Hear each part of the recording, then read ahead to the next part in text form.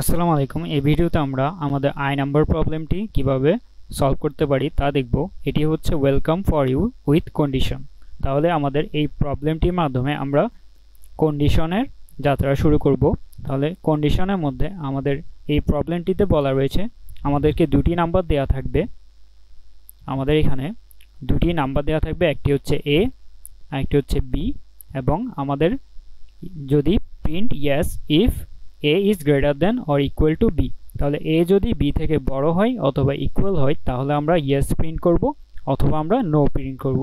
তাহলে আমাদের এখানে প্রথম ইনপুট দেওয়া রয়েছে 10 এবং 9। তাহলে 10 এবং 9 এর জন্য আমরা কি প্রিন্ট করেছি? yes, কারণ আমাদের a b থেকে বড়। এরপর আমাদের 5 এর জন্য আমরা yes প্রিন্ট করেছি কারণ a b এর ইকুয়াল।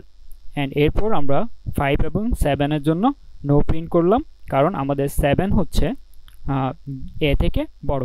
তাহলে আমাদের অলওয়েজ a b থেকে বড় অথবা b এর সমান হওয়া লাগবে।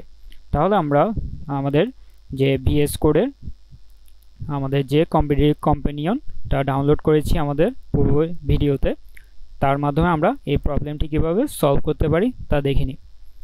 তাহলে আমাদের এখানে VS কোডের মধ্যে এই প্রবলেমটিকে লোড করার জন্য আমরা চলে যাব আমাদের এখানে কম্পিটিটিভ কম্পেনিয়ন এই বাটনে ক্লিক করব এন্ড আমাদের এখানে অপশন চলে আসবে। তাহলে আমরা এখানে সিটা সিলেক্ট করে দেব। এখন হচ্ছে আমাদের সলিউশনটা আমরা এখানে নিয়ে আসি। আমাদের এটি হচ্ছে সলিউশন।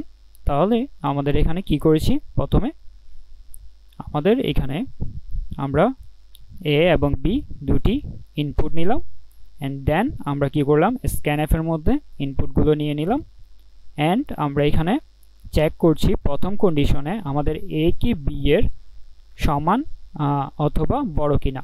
তাহলে যদি বড় অথবা সমান হয় তখন আমরা yes প্রিন্ট করব অথবা else দিয়ে আমরা কি করব, no প্রিন্ট করব। তাহলে এটি ছিল আমাদের সবচেয়ে ইজি আমাদের কন্ডিশনের প্রবলেম। তাহলে এটিকে যদি আমরা সাবমিট করে দিই তাহলে আমাদের আই নাম্বার প্রবলেমটি সলভ হয়ে যাবে।